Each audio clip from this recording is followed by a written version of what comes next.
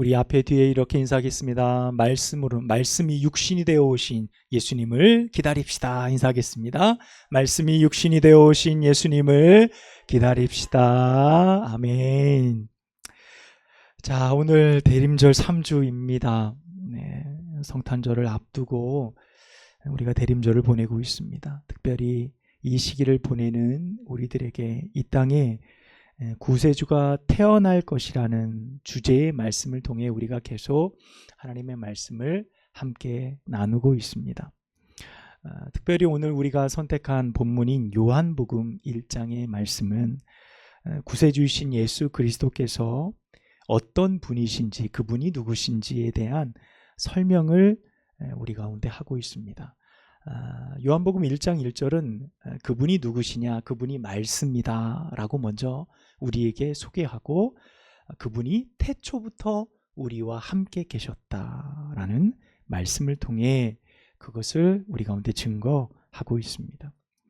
이는 예수님의 탄생이 이 땅 가운데 갑작스럽게 일어난 일이 아닌 온 인류를 향한 하나님의 계획이며 섭리였다는 사실을 먼저 요한복음은 우리에게 증거해 줍니다. 온 인류의 모든 죄악을 하나님께서 감당하시기 위해 당신의 외아들을 당신의 품에서 비워내신 그 계획과 섭리가 이미 태초부터 우리 가운데 계획되어진 거룩한 일이라는 사실을 요한복음은 우리 가운데 먼저 말해주고 있습니다.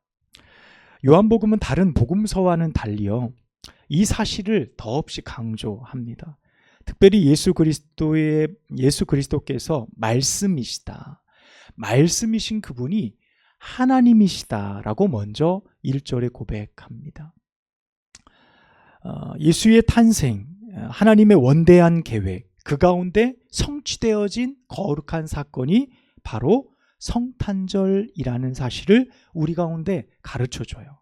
그래서 성육신하신, 이 땅에 육신을 입고 오신 예수님께서 그분을 통해, 그분이 이 땅에 오심을 통해 하나님의 놀라운 구원의 사역이 본격적으로 시작되었음을 말해줘요. 그 날을 기다리는 것이 대림절, 그리고 그 초림을 기다리는 것이, 예수 그리스도의 탄생을 기다리는 것이 바로 이 대림절의 기간입니다. 그분이 하나님이시지만, 성자 하나님이시지만 육신을 입고 이 땅에 오신 주님의 탄생을 진정으로 기뻐하는 날이 바로 대림절이며 성탄절이라는 말씀입니다. 이 대림절을 통해 우리 가운데 거하시는 예수 그리스도, 이미 초림하신 예수님을 우리가 마음속에 믿음으로 함께 거하시는 주님을 우리는 발견합니다. 그래서 이 대림절에는 우리는 어떤 주님과 함께 하냐면 부활의 주님, 그리고 다시 오실 재림의 주님을 우리는 함께 기다립니다. 그래서 매년 이 대림절 가운데는 세 가지가 함께 공존하는 것 같아요. 초림하신 예수님을 기뻐하고 축하하는 성탄절, 그리고 내 안에 부활하셔서 성령의 이름으로 함께 하시는 예수 그리스도, 그리고 이 세상을 심판하러 다시 오실 재림하실 예수 그리스도. 우리는 이 대림절에 무엇보다 예수님을 깊이 묵상하게 되어집니다. 그분을 알아가는 거룩한 일들, 그것을 통해 우리의 믿음과 우리의 삶이 바라보는 관점이 바뀌고 그 날을 기다리는 진정한 믿음을 우리는 소유할 수 있게 되어집니다. 그래서 이 대림절을 통해 여러분의 신앙의 삶 가운데, 또한 우리 한마음교회 믿음의 공동체 가운데 거하시는 예수님을 배우는 귀한 절기가 되길 주님의 이름으로 축복합니다. 자, 그렇다면 요한이 말한 말씀이 육신이 되어 우리 가운데 거하심에라는 이 말씀 속에 성육신에 대한 이야기가 나오는데, 이 성육신에 대한 목적, 의미는 무엇일까요? 여러분, 성육신의 가장 큰 의미는 이걸 겁니다. 하나님이신 예수 그리스도께서 인간이 되셨다라는 증거입니다. 사실이죠. 이는 또 어떤 의미를 담고 있냐면, 성육신에 관한 물론 여러 가지 이야기들이 많습니다. 신학교에 가면 이 하나의 단어를 가지고 이렇게 두꺼운 책으로 내용을 배워요. 많은 학자들의 이야기, 신학자들의 이야기들이 가득 담겨져 있어요. 한 학기 내내 배워도 다 배울 수 없고 다 이해하기 어려운 하나님의 섭리이고 신적 본질에 관한 이야기들입니다. 우리가 다 알 수는 없지만 이 일은 이미 이루어진 일이고 하나님께서 결정하셔서 우리 가운데 드러내주신 구원의 사건을 우리가 말씀을 통해 배우고 있습니다. 그것이 바로 성육신, 인카네이션이라고 하는 성육신입니다. 육신을 입은 것, 그 의미가 무엇일까를 생각할 때 가장 중요한 것은 예수님께서 우리를 아신다는 사실입니다. 성경에서 그 사실을 말해주고 있습니다. 그러니까 신적인 하나님께서 이 땅에 육신을 입고 오셨다는 것은 우리의 연약함을 똑같이 아시는 분이시다라는 사실을 말해줍니다. 예수님이 이 땅에 오셔서 가장 먼저 공생의 사역을 시작하시기 전 하신 것이 무엇이죠? 성령에 이끌려 광야에 시험을 받으러 가시는데 40일을 금식하시는 사역으로부터 시작하십니다. 당신께서도 배고픔이라는 것을 경험하시게 됩니다. 육신을 입고 오신 예수님이 이 세상을 살아가는 인류의 삶, 사람 고단한 인생의 짐을 짊어지고 가는 우리들의 인생 가운데 찾아오셔서 그래, 내가 너희를 이해한다, 내가 너희의 삶을 알고 있다라고 말할 때 동떨어진 먼 곳에서 내가 너를 알아 라고 말하는 메시지에 힘이 없죠. 그런데 내가 그 사람과 동일한 입장이 되는 거예요. 그의 삶으로 들어가는 거죠. 그와 똑같은, 아니 그의 삶보다 더 처절한 인생의 모든 경험을 함께 하시는 예수님의 삶을 우리가 복음서의 말씀을 통해 발견하게 됩니다. 우리의 필요를 그래서 주님께서 아신다고 말하세요. 내가 오늘 또 하나님 앞에 막 부르짖으며 골방에 들어가서 눈물을 흘리며 기도하는 그 기도의 의미를 주님께서 아신다는 거예요. 주님이 우리의 육신을 입고 오신 것을 알기 때문에 우리의 간구, 우리의 필요, 물질의 연약함, 죄의 유혹에 빠져 넘어지는 우리의 기도, 주님은 우리의 필요를 아신다는 겁니다. 가난함도 아시죠? 당신은 목수의 아들로 태어나서 얼마나 찢어지게 가난했는지, 먹을 것이 없고 하루 벌어 하루 살아가는 인생을 주님은 경험하셨습니다. 매맞음도 하셨고 남들이 나를 비웃고 나의 말과 행동을 비판하는 그런 두려운 환경 가운데도 놓이기도 하고 모욕, 또한 진정한 사랑이 무엇인지 깊은 눈물, 삶의 피로, 그리고 죽음까지. 예수님은 우리의 모든 것을 아셨어요.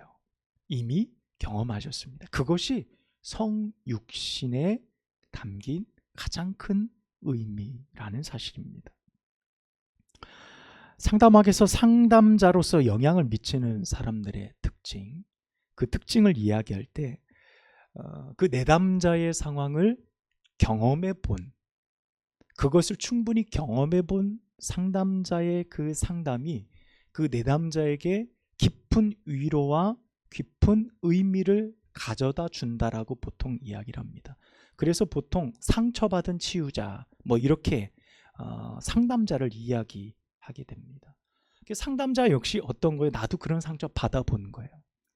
내담자가 와서 저 어려워요. 부부의 관계 때문에, 이혼 때문에, 여러 가지, 혹은 여러 폭력 때문에, 학폭이나 여러 어려움 때문에 어려워요. 근데 당해본 거예요. 본인이 경험해 본 거예요. 그것을 함께 나눌 때에 그 사람에게 더없이 큰 위로가 되어진다는 겁니다.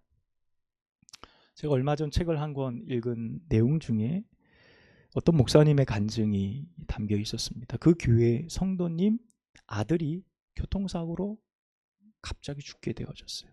그런데 그분이 이제 그 교회 부임한 지도 얼마 안 됐고 여러 가지 복잡한 문제가 그 목사님에게도 있었어요. 그런데 이분을 어떻게 위로해야 될지 모르겠는 거예요. 하나님이 도우실 겁니다. 이 말도 맞지 않는 것 같고, 하나님이 위로하십니다. 하나님이 더 큰 축복을 주시기 위해서 아들을 데려갔으면 이것도 너무 안 될 것 같고, 고민이 너무 많은 거예요. 어떻게 위로합니까? 그런데 그 목사님이 이제 초청을 받아서 그분에게 위로를 전해라는 하나님의 사인이 너무 커서 그분에게 가서 위로를 전했다는 겁니다. 그런데 그 말이 그 사고를 당한 그 집사님의 가정에 더 없는 위로가 됐대요. 어떤 위로였냐면 그 목사님이 이렇게 이야기했습니다. 집사님, 힘드시지요? 저도 얼마 전 제 아들을 잃었습니다.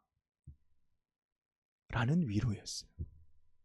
저도 먼저 그 아픔을 겪었습니다. 그 말 한마디가 그 집사님 가정에 너무 큰 위로가 됐다는 거예요. 그렇죠. 누구나 그렇다고 상담하기 위해서 내가 그런 일을 다 겪어야 된다는 말은 아니지만 주님이 우리를 아신다는 것, 주님이 성육신하셔서 우리의 삶에 함께 하셨다는 것은 이와 같은 거예요. 내가 너를 안다. 내가 너의 상황을 너무 깊이 알고 있다 라고 말하는 것은, 주님이 우리와 함께 하신다는 것은 바로 이런 깊은 의미가 함께 담겨져 있다는 사실입니다. 주님은 우리의 진정한 위로자가 되어주십니다. 저 멀리 떨어져 홀로 위험에 차서 홀로 나는 거룩한 하나님이야, 나는 위대한 하나님이야, 너희를 창조한 하나님이야 라고 위험 있게 소리를 내는 분이 아니십니다. 그분은 우리의 삶에 함께 계셨고 지금도 나와 함께 하시는 하나님이신 줄 믿습니다. 우리가 그의 영광을 보니, 요한이 뭐라고 말합니까? 아버지 독생자의 영광이요 은혜와 진리가 충만하더라 라고 고백하고 있습니다. 요한이 말하는 우리라고 말할 때 여기서 우리는 초대교회 공동체를 말합니다. 그러니까 예수님을 믿음으로 고백하고 생명을 걸고 신앙생활을 시작한 그 초대교회 공동체입니다.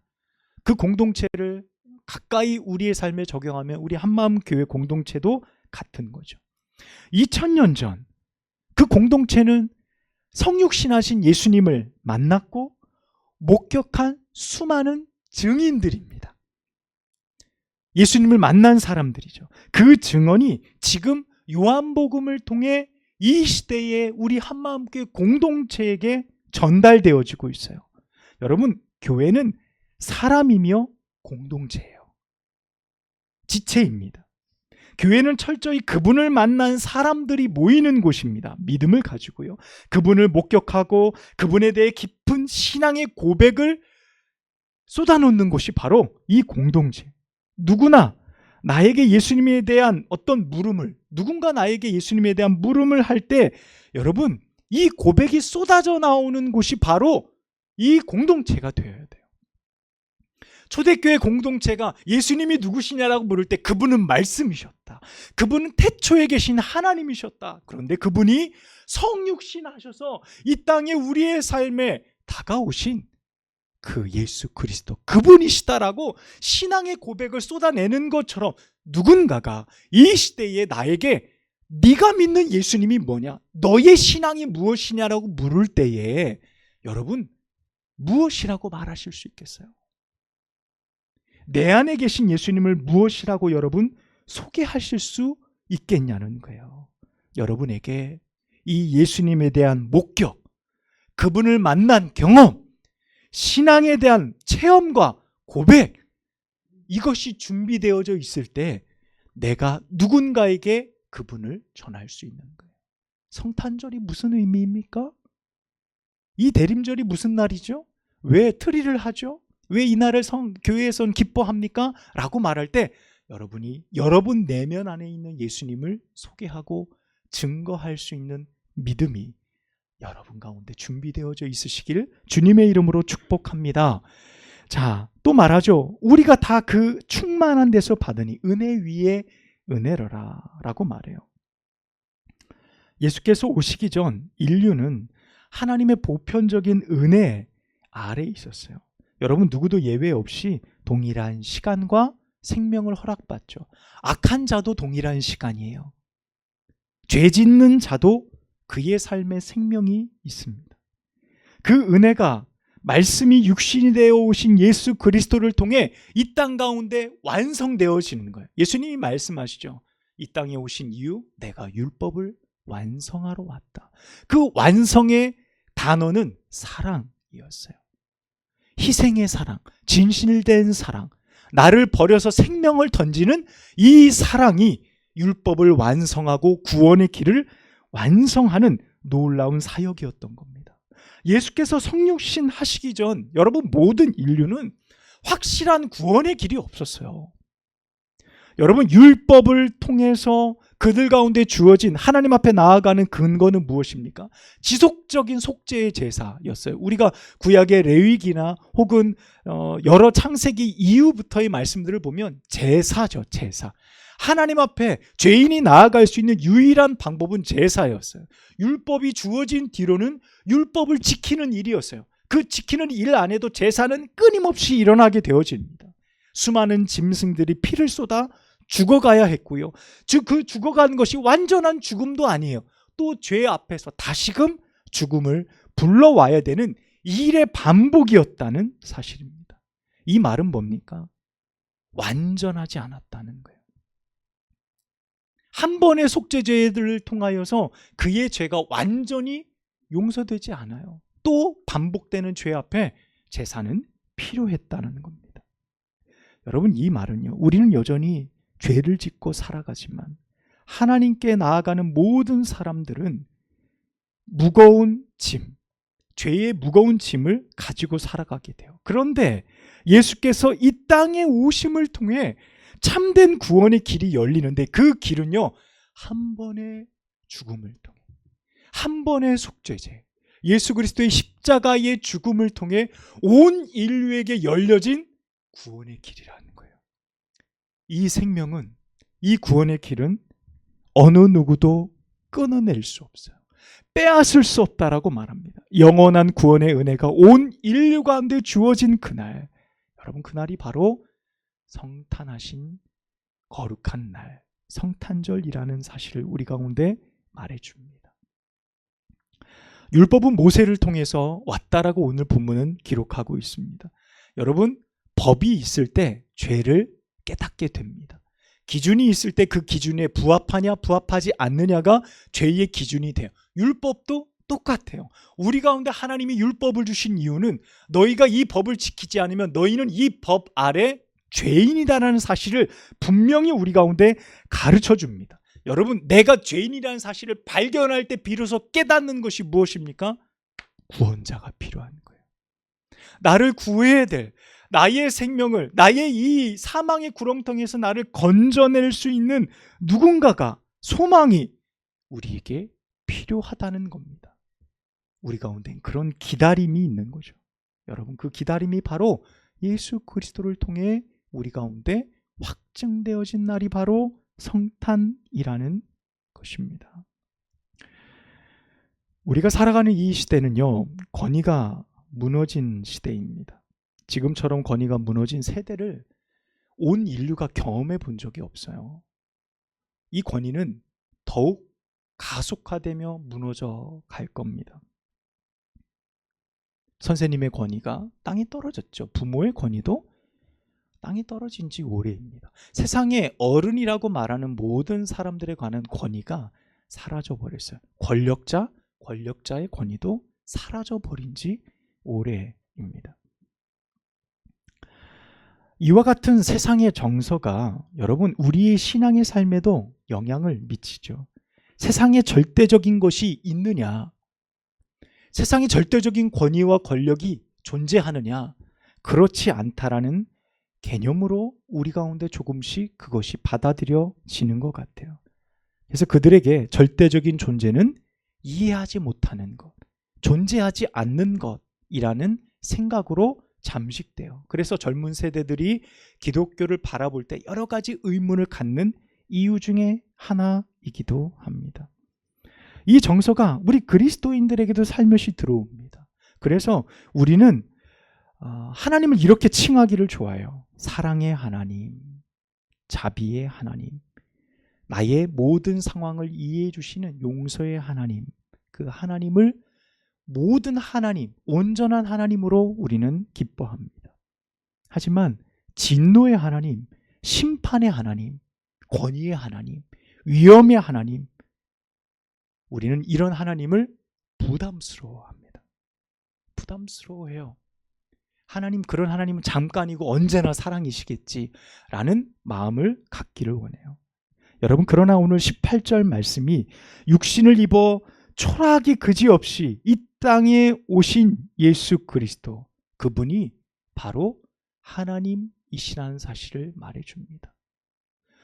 권위의 하나님, 우리는 그 사실을 굳이 인정하고 싶어 하지 않아요. 하지만 권위의 하나님도 맞죠. 하지만 그 하나님이 어떻게 해요? 이 땅에 그 권위를 버리고 오신 거룩하신 하나님이시라는 겁니다. 인류의 죄를 지고 십자가에 죽으시기까지 순종하신 예수 그리스도. 그래서 당시에 사람들은요, 예수님을 실패했다고 말해요. 저 예수는 실패했다. 그동안 수많은 봉기를 일으켰던 유대인의 많은 유명한 사람들 중에 한 사람이다라고 예수님을 칭했습니다. 그저 한낱 인간에 불과하지 않았다라고 예수님을 이야기했습니다. 그러나 여러분, 그 예수 그리스도를 우리는 믿음으로 바라봅니다. 이 땅에 우리를 위해 성육신하신 예수 그리스도는 삼위일체의 하나님이십니다. 하나님이라는 그 이름의 권위를 여전히 가지고 계십니다. 나의 하나님, 높으신 권위로 이 땅을 통치하시는 하나님이 바로 이 땅에 성육신하신 예수 그리스도라는 사실입니다. 가장 초라하지만, 가장 연약한 모습으로 이 땅에 오셨지만 그분은 가장 위대한 하나님이시라는 사실입니다. 할렐루야. 그분은 권위의 하나님이시고 창조에도 함께 계셨고 이 세상을 다스리시며 결국 심판주로 다시 오실 예수 그리스도. 그러나 그분은 우리를 너무 잘 아시는 육신을 입고 이 땅에 오신 예수 그리스도라는 사실입니다. 누군가는 아무리 비판하고 아무리 틀렸다 말해도 하나님께서 허락하신 구원의 길은 이 성탄으로 오신 예수 그리스도를 통해서만 열려진다는 사실을 우리는 믿음으로 고백하지 아니할 수 없습니다. 사랑하는 여러분, 이 대림절에 나의 삶을 위해, 나의 죄와 연약함을 위해 성육신하신 예수 그리스도를 믿음으로 만나는 여러분 되시기를 축복합니다. 그분만이 나의 구원자이십니다. 기도하겠습니다. 하나님, 연약한 우리의 삶을 구원하시기 위해 당신의 외아들 예수 그리스도를 아낌없이 이 땅 가운데 보내주신 주님을 기억합니다. 아버지, 세상은 무엇으로 기뻐하며 무엇으로 행복해합니까? 우리는 예수로 기뻐하게 하옵소서. 주님이 나를 아심으로 위로받게 하옵소서. 주님이 나의 모든 고난을 아신다는 사실로 힘을 내게 하옵소서. 나의 삶 전체 예수 그리스도로 다시 일어서게 하옵소서. 예수님의 이름으로 간절히 기도하옵나이다. 아멘.